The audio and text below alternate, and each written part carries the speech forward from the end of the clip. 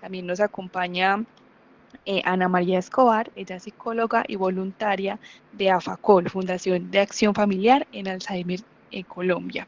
Lorena y Ana, muy buenas tardes. Agradecemos que compartan su experiencia y conocimiento con todos nosotros. Bienvenidas. Muchas gracias. Para mí es todo un placer estar aquí, poder contar todas mis experiencias con el Alzheimer y sobre todo con la acción de cuidar, que para cada uno de nosotros que hemos tenido este diagnóstico en nuestra familia se vuelve muy difícil en ciertos momentos, pero muy rico poder estar aquí para compartir con ustedes. Ana, muchísimas gracias por aceptarnos la invitación. A todos los que asisten al taller, pues repetimos de que hoy vamos a hablar sobre este tema que cada día toca más familias. Antes era como más raro, pero ahorita vemos que cada día es más común eh, y que ese acompañamiento en esos procesos de demencia, en especial en el Alzheimer, pues son esenciales. Desde nosotros como profesionales, ustedes como familia, la sociedad en general. Entonces, para eso tenemos hoy a Ana María Escobar, como les dijo Andrea, de la Fundación AFACOL, que es la Fundación de Acción Familiar de Alzheimer en Colombia. Tal vez muchos de ustedes nunca la han escuchado, otros de pronto sí la conocen, y la idea hoy precisamente es que la podamos conocer al máximo y que pues sea un recurso más que las familias que están viviendo estos diagnósticos pues hacer uso, ¿cierto? Esta fundación viene hace varios años apoyando a las familias que atraviesan esta situación, y Ana María, como psicóloga y voluntaria, pues me contaba que su experiencia personal es la que, pues, que estuvo como marcada por el fallecimiento de su mamá a causa del Alzheimer, ha sido la principal motivación que la impulsa a ella a brindar justamente este apoyo y este acompañamiento a otras familias que están en esto, ¿cierto? Entonces es súper valioso lo que Ana viene hoy a compartirnos, toda la información que nos va a dar, y te agradezco pues de nuevo por estar acá. Contanos, Ana, entonces sobre la fundación, cómo es que nace pues todo esto. Bueno, la fundación nace también por una señora, Claudia Barón de Franco, que su mamá padece de Alzheimer, pero estamos hablando de unos añitos atrás. Entonces, en esa época, pues, como le decían a uno, no, pues esa es la cruz que le mandó mi Dios, entonces asúmala. Bueno, pero fueron pasando las cosas y las investigaciones y todo esto, entonces ella junto con su familia toma la decisión de hacer la fundación para poder brindar este apoyo a otras familias.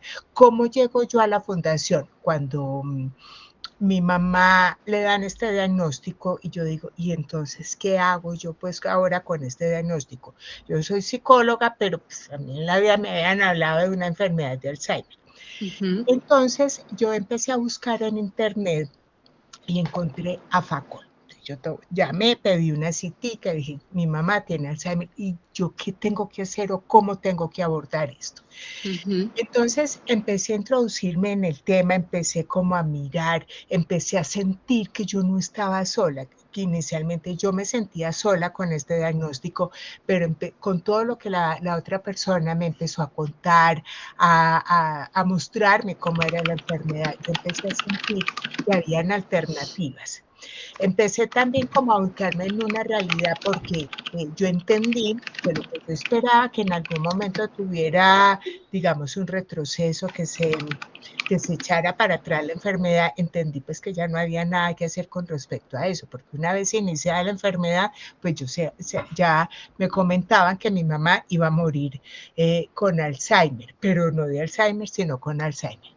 Bueno, entonces cuando yo empecé a involucrarme, yo dije, yo quiero ser voluntaria, yo empecé a sentir que yo no estaba sola, que había muchas personas que también estaban pasando por lo mismo y que esas personas tenían cosas valiosísimas, comentarios valiosísimos que me estaban aportando a mí. Por ejemplo, yo me veía gatas con mi mamá para poderle dar los medicamentos. Entonces mi mamá me cerraba la boca, entonces mi mamá me dice, usted me está envenenando, es que así no es. Bueno, era todas las mañanas una discusión, por no decir que una pelea permanente, cómo lograr que ella se tomara los medicamentos.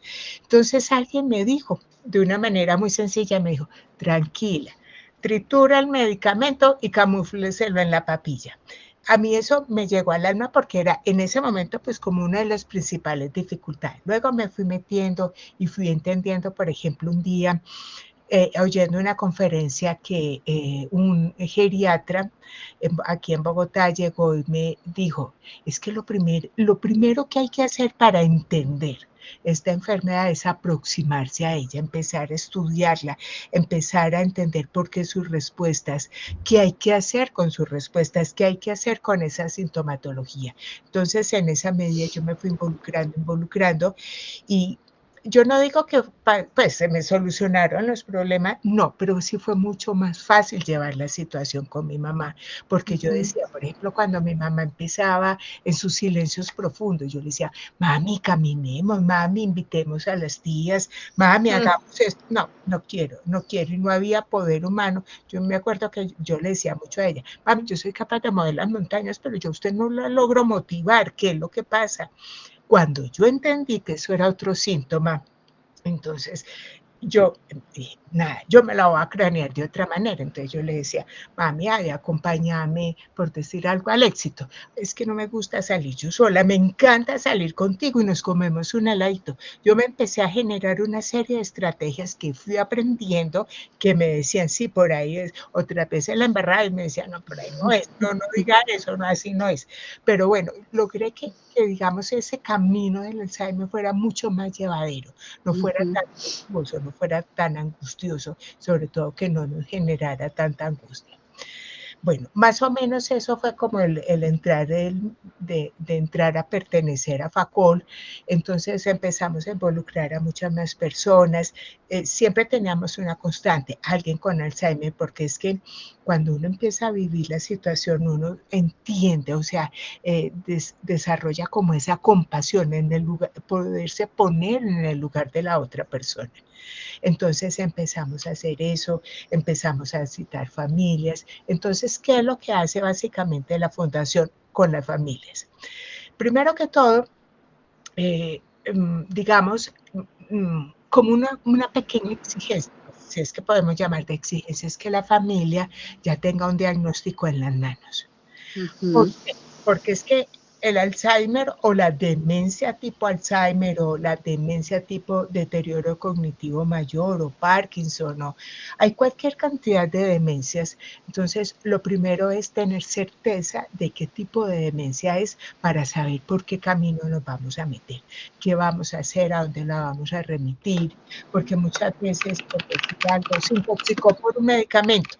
Entonces uno dice, pues, entonces no es una demencia, hay que entrar y mirarlo desde otro punto de vista. Entonces, ¿por qué digo que es tan importante establecer este diagnóstico? Nosotros como familia empezamos a observar y a notar que hay cosas que están pasando que uno dice, esto no es normal, aunque socialmente nos dice, ay, pero ya la mamá está viejita, ya es muy normal que tenga olvidos. Pero cuando uno empieza a observar que, por ejemplo, esos olvidos son de cosas aquí en tiempo, lo más cercano posible, uno dice, aquí la cosa no está pasando, aquí algo está pasando. Entonces, ese primer diagnóstico, esa primera pregunta que se hace la familia y que tenemos que ahí qué pena, Ana. Hay un micrófono abierto. Creo que la señora Isabel, por favor. Gracias. Ya. Entonces, empezamos como a guiar a la familia para que se haga el diagnóstico, porque es que ya sabemos que aunque esto no se soluciona, pero sí tiene manera de manejar las situaciones, de controlar las situaciones. Ok, entonces ya llega la señora o la familia ya tiene el diagnóstico, le llama a la fundación, entonces, ¿qué le decimos nosotros? Bueno, puede darse entonces o podemos dar una orientación virtual o presencial. Pues gracias a la virtualidad esto se nos fue ampliando mucho más. Entonces, por ejemplo, si en Medellín hay quienes, ya hemos atendido personas de Medellín, entonces, listo, les damos como esas primeras pauta, llamémoslo así. Entonces, escuchamos, educamos, venga, le contamos que el Alzheimer tiene tales y tales síntomas. Por ejemplo, son síntomas que a la gente le da como mucha brega entender y guarda mucho silencio. Por ejemplo, uno de los que son silenciosos es que mi familiar me está diciendo que yo le estoy robando y eso es falso. Entonces uno entra a explicarle a la familia, porque esa es otra de las, digamos, características o condiciones que nosotros ponemos, es que vaya toda la familia, o sea, en general, menos la persona afectada. O sea, hermanos, si hay tíos, bienvenidos, porque esto es un proceso que todos debemos colaborar. Entonces, cuando entendemos que son una serie, digamos, de sintomatología, pues ya entramos a abordarla de otra manera, por decir algo. Entonces, el robo. Entonces, generalmente, imagínense qué se puede sentir unos hermanos cuando la mamá empieza a decir, es que la mayor es la que me está robando. Y entonces se le va toda la familia con la hija mayor o con la hermana mayor que supuestamente está robando. Cuando se empieza a explicar y a entender en qué consiste esa sintomatología, lo que hacemos es como desmitificar y quitarle como ese temor y esa vergüenza que de pronto puede causar eso. Por ejemplo, otra cosa que entramos nosotros a analizar son los delirios. Los delirios es que muchas veces a ellos les da por tener delirios de miedo. Entonces empiezan a imaginarse una cantidad de cosas, que vienen niños que están haciendo bulla, que los papás, eso es uno muy frecuente, que los papás los están llamando, que entonces ya se va a morir, porque entonces es el papá que Sí. hace mucho tiempo ya lo está llamando para que se vayan para el cielo. Entonces uno empieza a trabajar sobre todo eso y en esa medida cuando uno tiene ese acercamiento, ese entendimiento de la sintomatología, empieza uno digamos, como a manejar la enfermedad de otra manera muy diferente. Otra manera, por ejemplo, ellos me dicen mucho, es que mi mamá se hace. Y yo al principio pensaba que también mi mamá se estaba haciendo.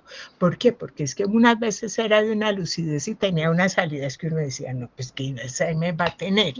No, pero ya después entendí que eso hace parte de la enfermedad, o sea, esas respuestas que se salen de una manera tan inteligente, pero que en el fondo no responden, por decir algo. Yo un día le dije, mami, ¿tú te acuerdas quién es el presidente de la República? Y se voltea muy horonda y me dice, pues si mucha gente no sabe, yo porque sí tengo que saber. Y a mí eso me produjo mucha risa, mami, pero no me dijo cómo se llamaba el presidente. Ya empecé yo como a entender y ese entendimiento yo empecé a transmitírselo a las familias y eso es lo que hacemos. Bueno, entonces... Ana, y te pregunto ahí, aprovechando que estás dando pues como esos puntos tan específicos, ¿cuáles has logrado identificar que son como esas preocupaciones o dudas más comunes que cuando las familias llegan así perdidas al principio, cuál es como la más común? La más común es, ¿y yo qué voy a hacer? ¿Y la familia qué va a hacer? Y es que hay que meterlo a un hogar, a un asilo, porque ya no, ellos no hablan todavía de hogar, sino de asilo. Hay que meterlo a un asilo, pero ya mi vida va a cambiar, porque ese es uno de los grandes cuestionamientos que tiene el cuidador, ¿sí? Mi vida va a cambiar, porque es que socialmente, esa es otra gran característica, el cuidado siempre se le asigna es a la separada, a la soltera, a la que no tiene, ya la que casó los hijos, ¿sí? Entonces toda la familia se enfoca a hacerle eso. Entonces viene una serie, digamos, de resquemores que se van generando en la familia. Entonces, el principal temor es y el futuro. Y esto es muy horrible porque como eso se transmite de voz a voz, no, esa enfermedad es horrible, ellos se pierden, se desnudan, bueno, echan miles de cuentos acerca. De cuentos.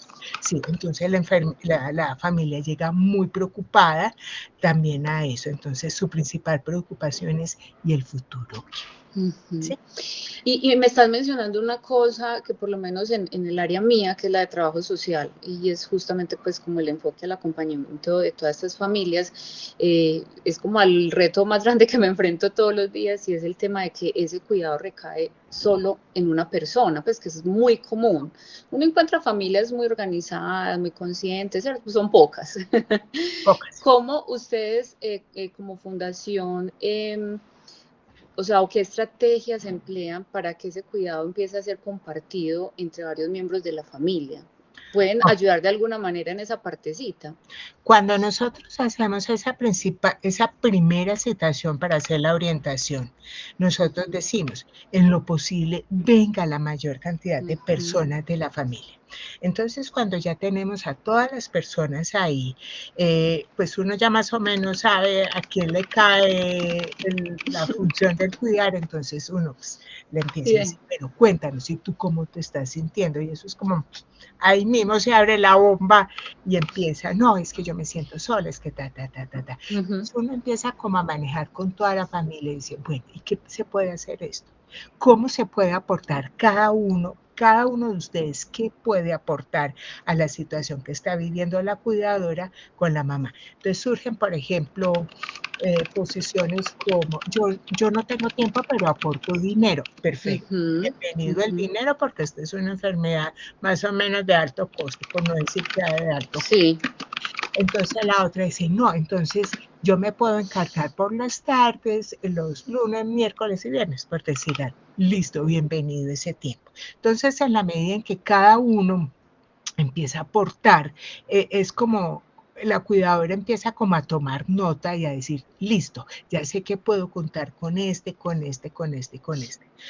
En la medida de lo posible los involucramos, así les hacemos tomar conciencia, porque cuando, vuelvo y te digo, cuando tú te educas acerca de esto y de la importancia de apoyar al cuidador y de la importancia que el cuidador esté tranquilo, porque es que si el cuidador no está tranquilo, eso como es una relación de dos, esa angustia y ese estrés pues cae inmediatamente en la persona afectada.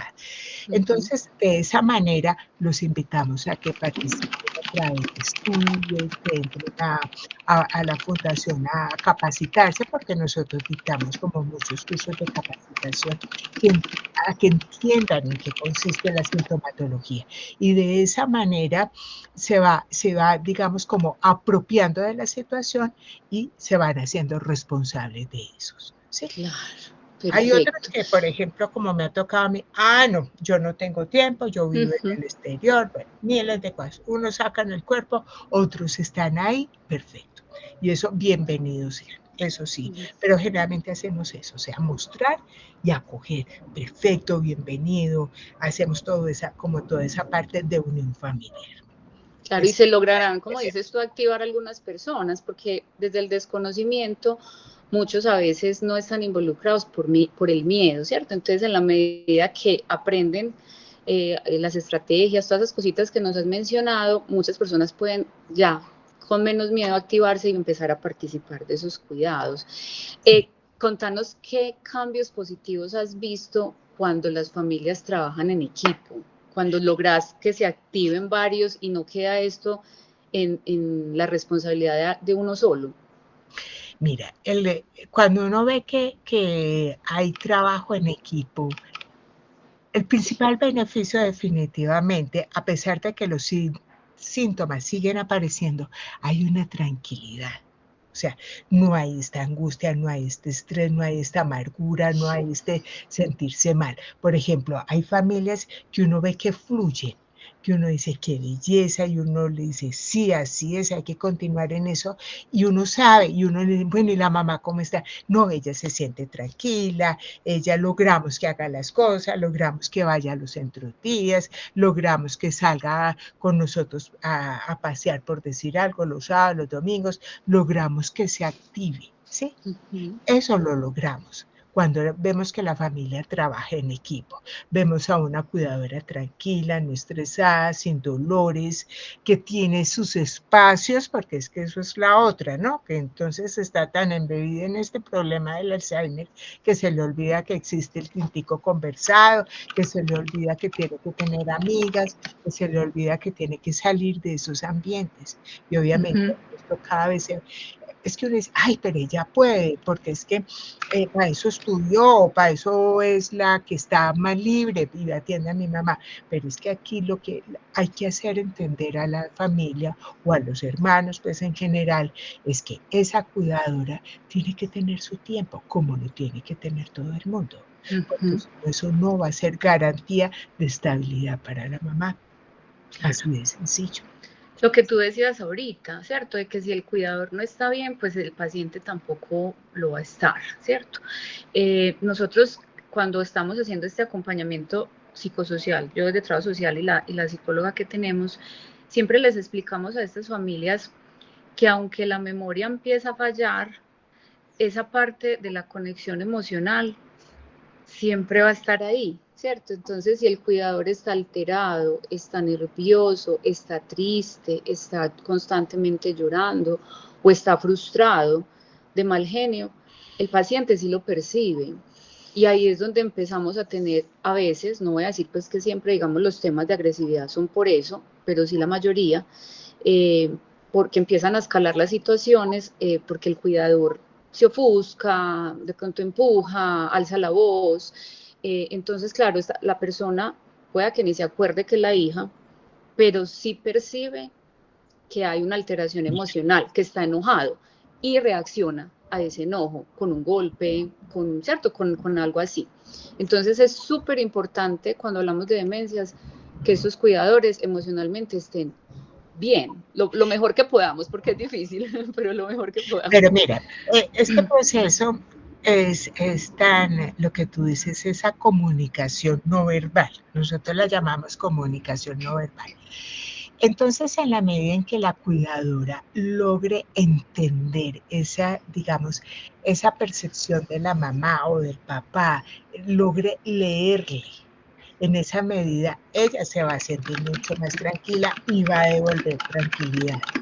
Pero si la cuidadora está absolutamente agotada, y no solo para las demencias, para otra serie de, digamos, situaciones de cuidado, pero si no logra, digamos, estar tranquila, inmediatamente el cuerpo reacciona con agresividad y lo que yo llamo que se enganchan en una pelea permanentemente. Entonces, imagínense, tanto para la persona afectada como para el cuidador, una pelea persistente, porque cualquier cosita dispara. Y ellos son muy dados, como van perdiendo como esa capacidad de entender el porqué de las cosas. Entonces cualquier cosa les va a disparar. Entonces imagínense, todo el día en función de una pelea, todo el día en función de una contradicción, todo el día, pero es que usted por qué no me hace caso, es que usted por qué no entiende. Sí, todo el día en eso. Eso se le vuelve la vida a uno insoportable.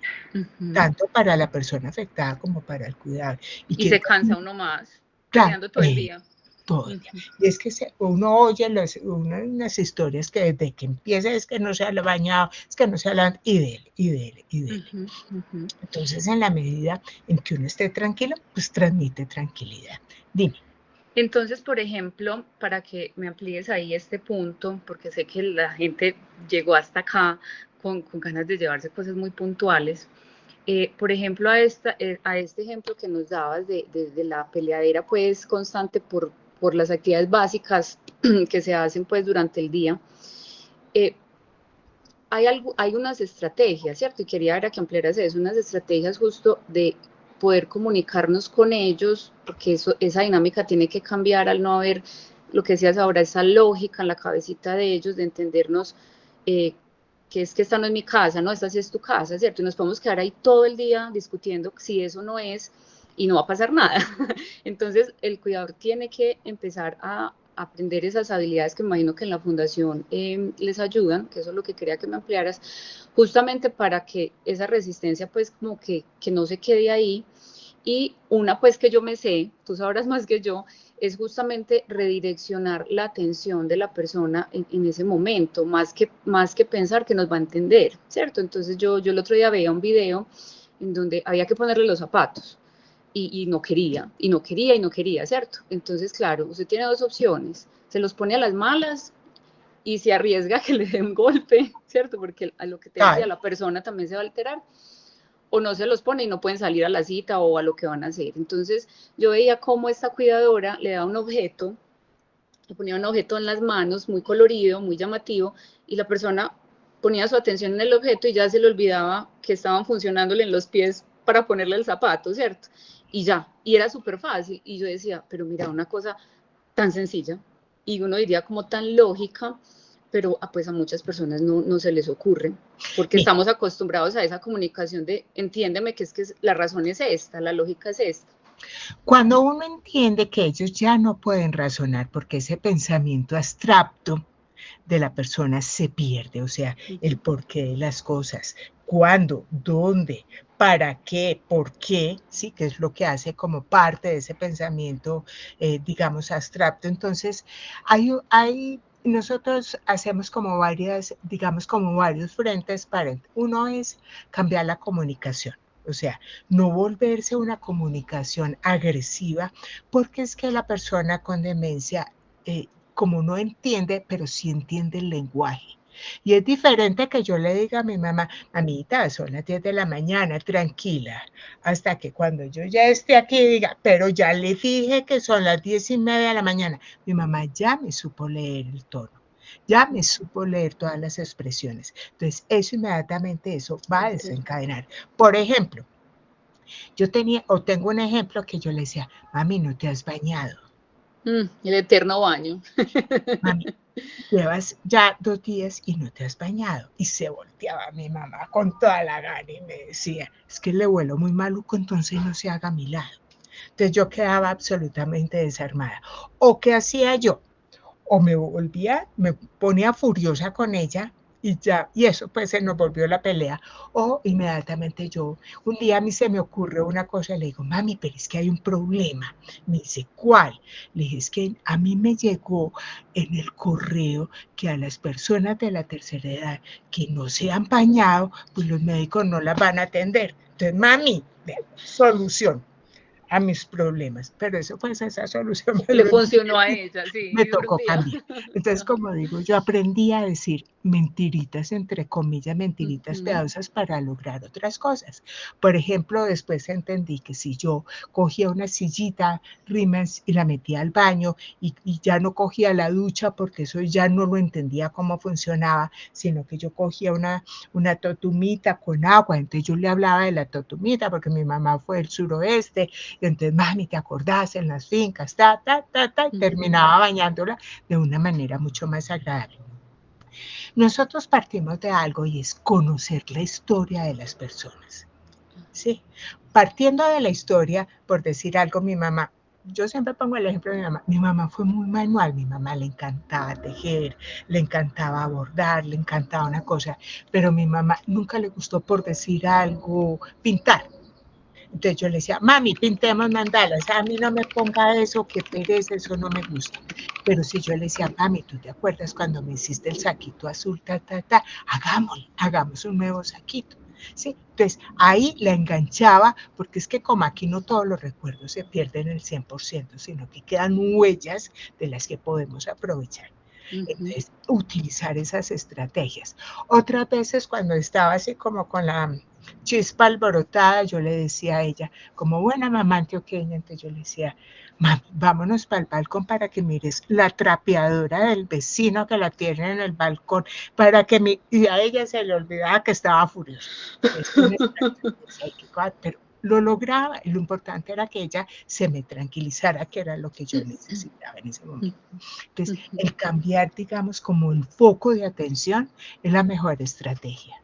Por ejemplo, tipo 4, 5, 6 de la tarde, que a ellos les dan como esa parte del ocaso, el síndrome del ocaso, ponía en los boleros de los panchos.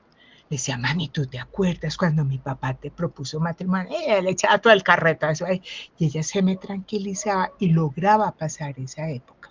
O yo le decía, a mí me daba mucha risa, mami, llegó la hora de la misa.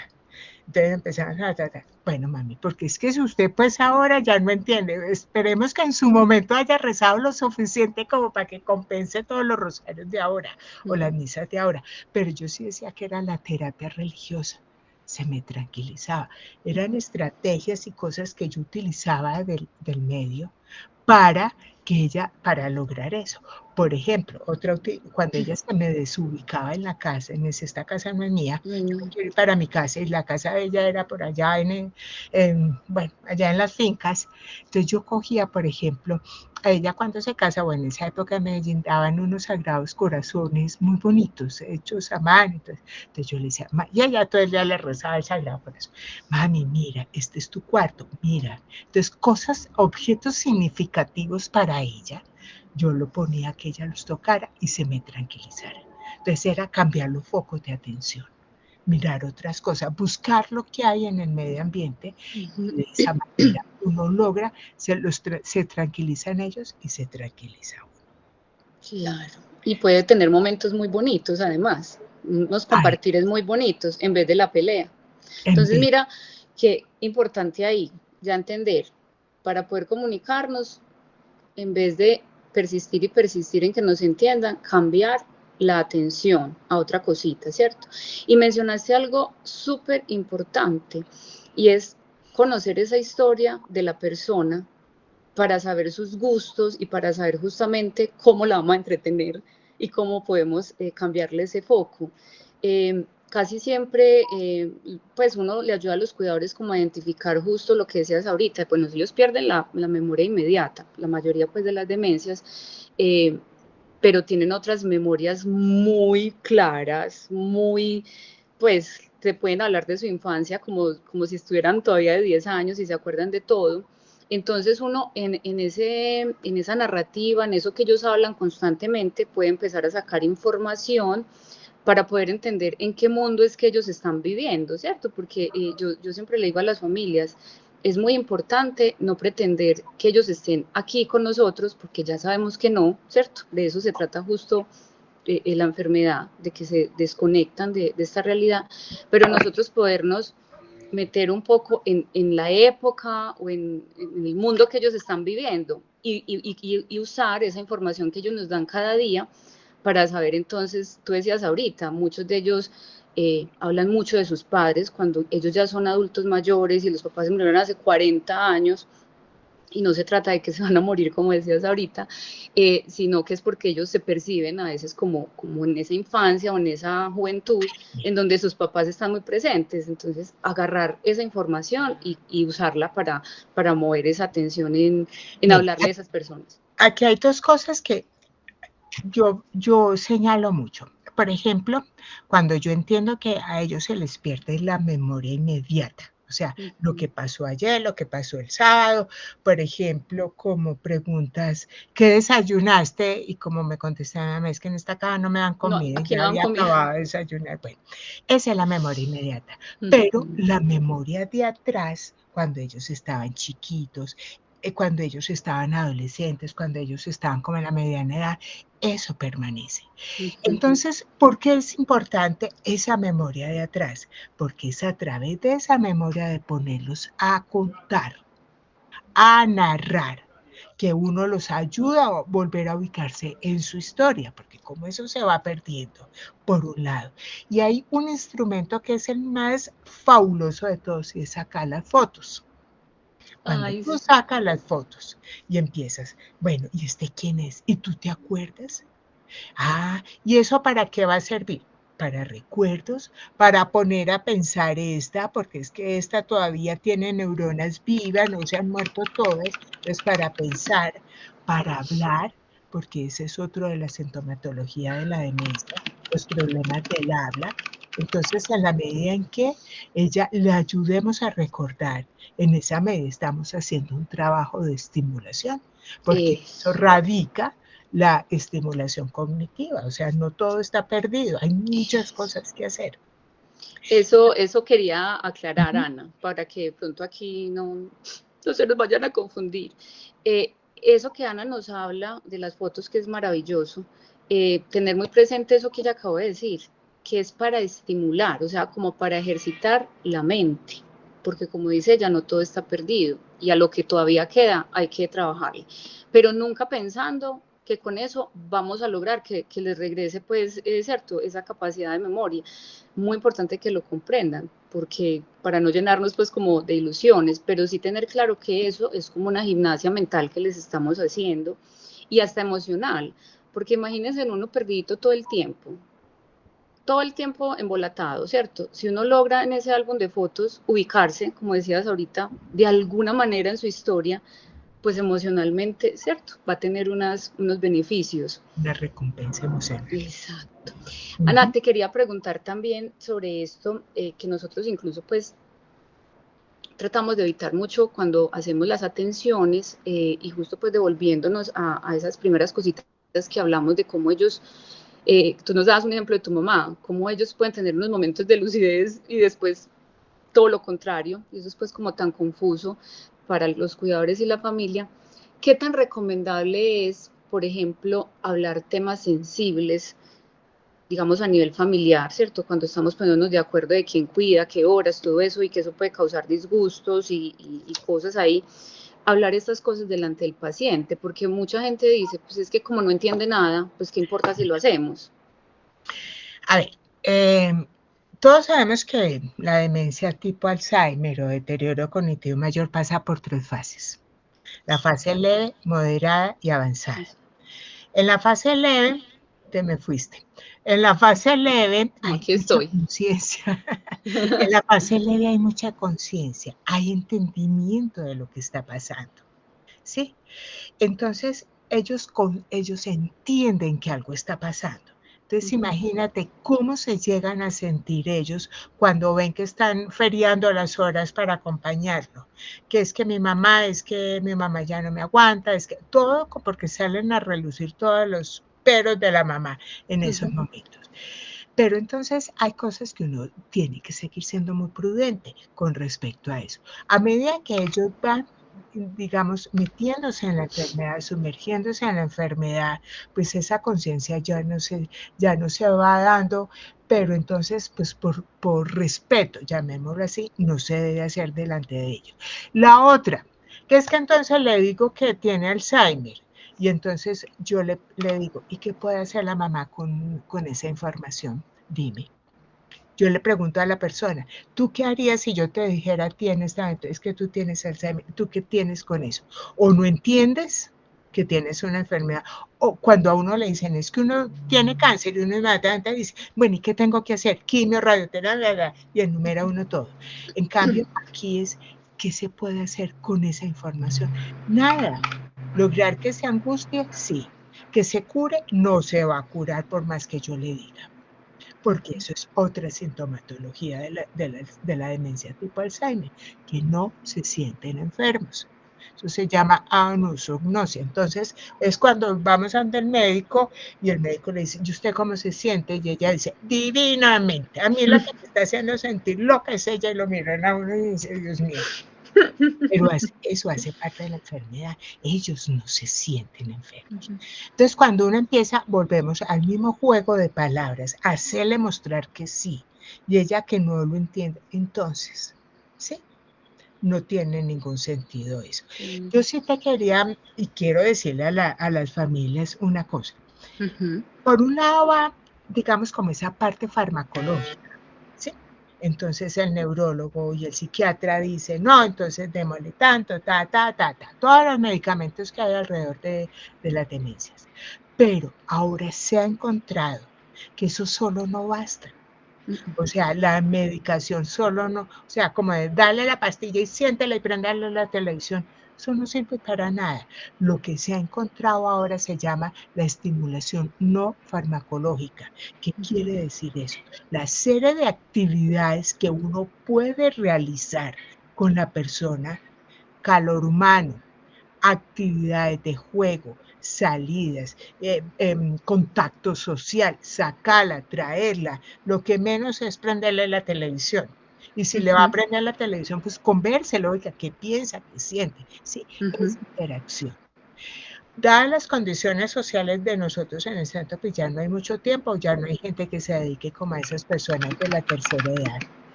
Pero hay unos sitios que se llaman centros días, que no son hogares ni son asilos, como me decía mi mamá, no. Son sitios a donde ellos van a qué? A estimular a tener actividades muy concretas. Pero es que imagínate una cuidadora bien cansada y a las 3 de la tarde, bueno, pues juguemos parques. ¿Tú crees que vaya a haber todo un aliento y todo un deseo de hacer las cosas? No lo hay. En cambio, en esos sitios tienen objetivos específicos, tiempo específico y han estudiado para eso. Entonces, llevarlos como una manera de estimulación para ellos, que conversen con otras personas, porque desafortunadamente la soledad los está matando, y más con los de Alzheimer. Ahí está el resultado de la pandemia. es la pandemia que nos está pasando con nuestras personas de la tercera edad, las demencias. Sí, pero entonces en la medida en que acudamos a esos sitios por horas, aquí en Bogotá es por horas, por días, con almuerzo, sin almuerzo, bueno, unas cosas, por un lado le estamos ayudando a la persona y por otro lado el cuidador está contando con una herramienta para él dedicarse a sí mismo. Como le digo, ya sea que usted se acueste toda la mañana y mire para el techo, pero es su descanso, es su tiempo. Claro. Y para él por el medicamento, listo, pero es su tiempo. Y eso es importantísimo que se entienda. O sea que es un beneficio para ambos, para el cuidador y para el paciente. Sí. Y muy importante acá, Ana, resaltar que tú mencionabas ahorita esas etapas de la enfermedad, ¿cierto?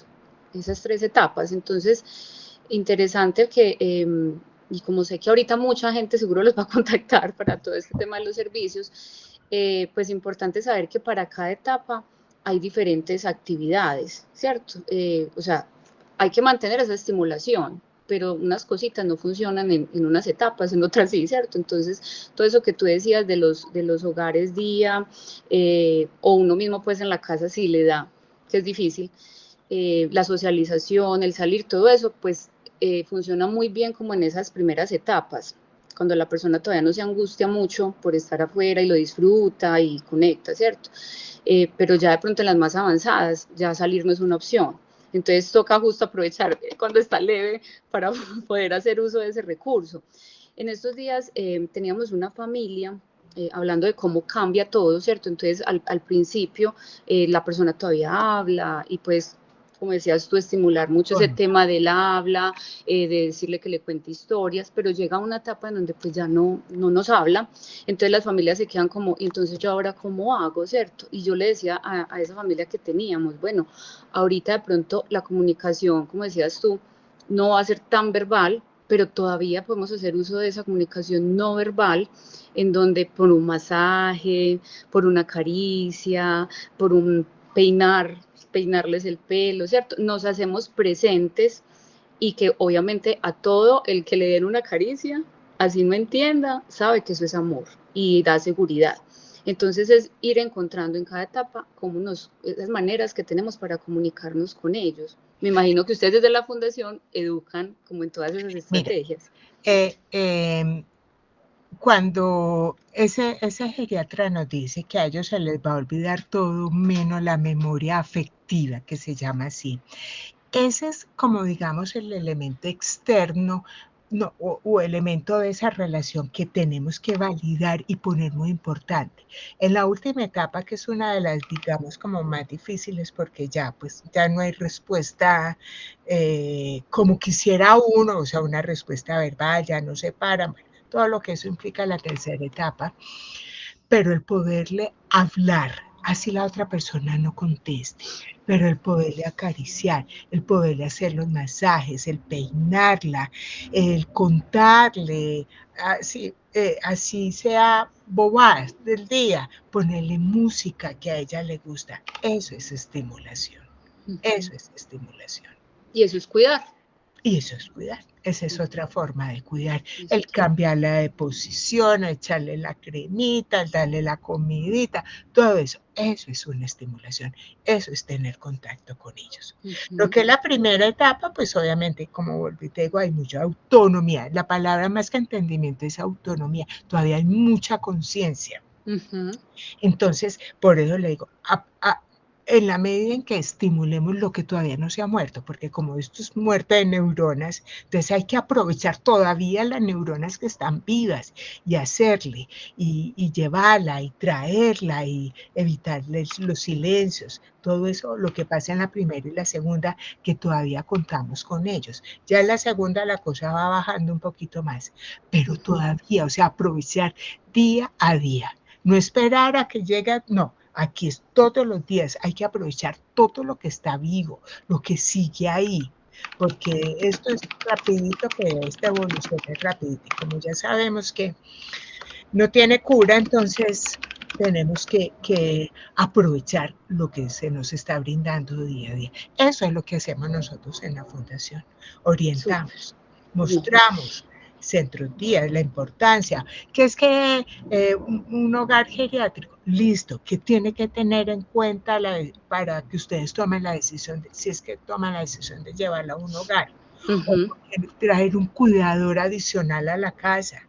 Porque es que como estos turnos son 24 horas al día, 7 días a la semana, pues es que como ellos tienen problemas de sueño, tienen que descansar por lo menos, tienen que dormir, ¿sí? La importancia de darle la medicación en el momento que es, porque es que hay otras personas que dicen, no, nada de medicación, entonces esto se les acelera la sintomatología de una manera impresionante. Claro, claro, no, me imagino. Bueno, Ana, yo te agradezco muchísimo. Esto es casi que una introducción, un abrebocas, porque este tema de la demencia es tan amplio, pero yo lo que más quería hoy era que las familias se nos quedaran con este recurso tan valioso de esta fundación, porque ustedes desde su experiencia tienen tanto que aportar. Tanto, yo sé que todos se quedaron como, ay, yo quiero preguntar. Bueno, entonces vamos a contactar la fundación. Contanos cuál es la mejor manera para contactarlos. Bien. Entonces, hay varias maneras de conectarnos con la fundación. Pues la principal es a través de internet y se llama AFACOL. AFACOL, se los voy a escribir por el chat. ¿Listo? Sí, afacol@gmail.com. Entonces se escribe, yo tengo mi papá con Alzheimer, necesito una cita. Que es lo que yo hago, por ejemplo, con la gente de Cali, de Barranquilla, porque nos están llamando ya de muchas partes. Entonces le digo, listo. Entonces, la orientación virtual. Entonces, para tal día, tal hora, tal, entonces todos sí, AFACOL. Todos se reúnen, bueno, ya, lo que yo les explique. Y recuerden lo que dijo Ana, porque ellos están en Bogotá, pero recuerden que hay atención virtual. Total. Entonces los contactan por ese medio. Ok.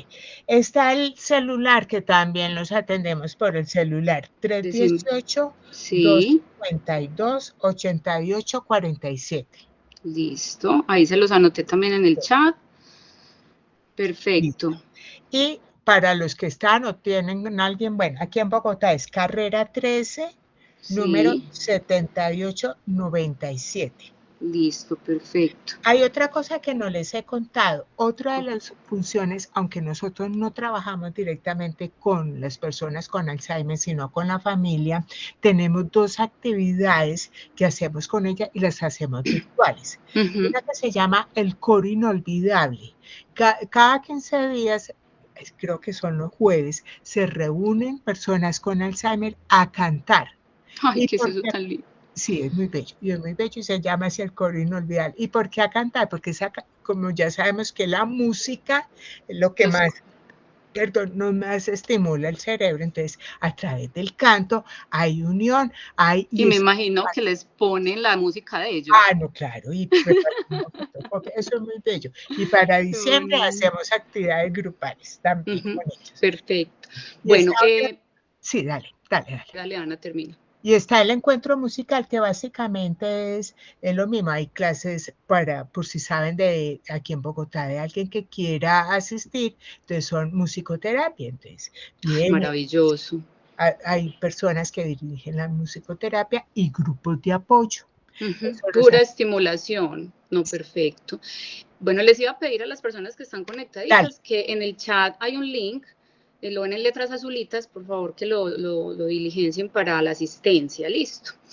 Y bueno, como vieron, hoy vimos pues que esta fundación hace todo lo que yo pues sé que una familia que está pasando esta situación necesita, ¿cierto? Escucharlos, educarlos en esto tan complejo, activar las redes de apoyo para que el cuidador no esté solito y no se nos sobrecargue, los asesoran reorganización familiar, justo para que todos puedan participar y esto no se vuelva pues tan complejo, le ayuda al cuidador principal a tener pautas de autocuidado, ¿cierto? Lo que Ana nos dijo todo este tiempo, a que saque sus espacios. Entonces, imagínate, tienen todos los servicios ahí. Ana, ¿qué mensaje le dejarías hoy a las familias que están enfrentando este diagnóstico de Alzheimer? El principal mensaje es que si están sospechando algo, que algo está pasando, acudan, no dejen pasar el tiempo. Ese es el principal mensaje. Y el segundo mensaje es aprovechar el día a día. todavía lo podemos estar, todavía somos conscientes, bienvenido el día a día. Y el tercer mensaje es, no estamos solos. No estamos solos. Ahí está Facol. Siempre habrá alguien que le dé a uno le extienda a uno la mano y le dice, mira, por este lado, ensaya esto, ensaya aquello. Y ese es nuestro papel. Estamos solos, porque siempre habrá alguna persona que nos dará una voz de aliento, que nos mostrará algo más que está funcionando siempre. Que son muchísimas las familias que están viviendo esto. Bueno, muchas gracias para todos por asistir. Esto queda grabado en YouTube, entonces sé que muchas más personas van a tener acceso a esta información. Así que, Ana, les va a llegar mucha gente por el lado de Incodol. Bienvenidos, bienvenidos, bienvenidos. Bueno, Ana, muchísimas gracias, de verdad. Demasiado beneficioso todo lo que nos dijiste hoy. No, yo aprendí un montón. Bueno, no, a ustedes también muy queridos que nos hayan tenido en cuenta y ya saben, las veces que necesiten y como necesiten, con mucho gusto. Perfecto. Bueno, feliz día para todos. Ana, bendiciones. Chao, gracias para ti también. Muchas gracias. Chao, chao.